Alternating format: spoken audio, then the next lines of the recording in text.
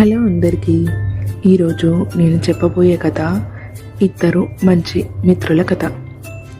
ఇక కథలోకి వెళ్ళే ముందు ఒక చిన్న రిక్వెస్ట్.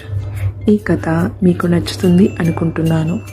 ప్లీజ్ లైక్ చేయండి, షేర్ చేయండి, ఇంకా నా ఛానల్ని సబ్స్క్రైబ్ చేసుకోవడం మర్చిపోకండి. మీ అందరి సపోర్ట్ ఇలానే ఉంటే ఇంకా నాకు ఎన్నో కొత్త కథలను చెప్పడానికి ప్రేరణ అవుతుంది.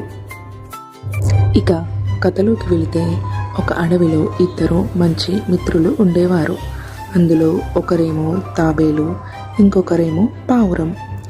ఎప్పట్లానే మీకు తెలిసినదే అదేనండి.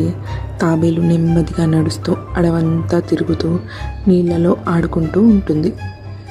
ఇక పావురం విషయానికి వస్తే, అదేమో ఎగిరి ఎగిరి చక్కర్లు కొడుతూ ఆకాశంలో తిరిగేది.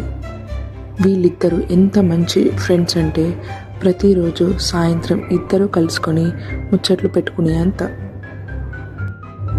ఒకరోజు పావురం కొండ మీద ఒక అద్భుతాన్ని చూసింది. అది ఎప్పుడెప్పుడు తాబేలుకు చెప్తామా అని ఎదురు చూసేది.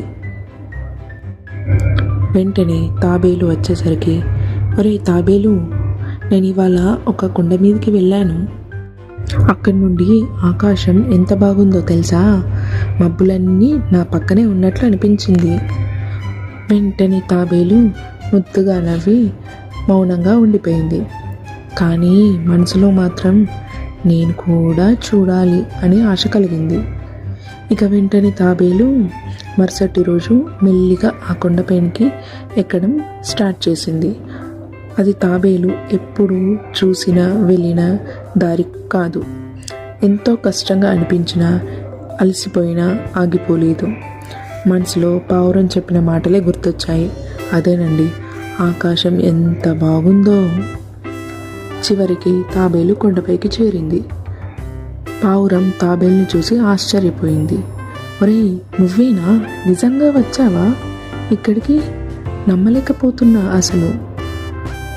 తాబేలు నవ్వుతూ అంది, నిజమేరా, నీకోసమే వచ్చాను. ఈసారి నీతో కలిసి ఆకాశాన్ని చూడాలనిపించింది. ఇక ఇద్దరు కొండ అంచున కూర్చొని సంతోషంగా ఆకాశాన్ని చూశారు.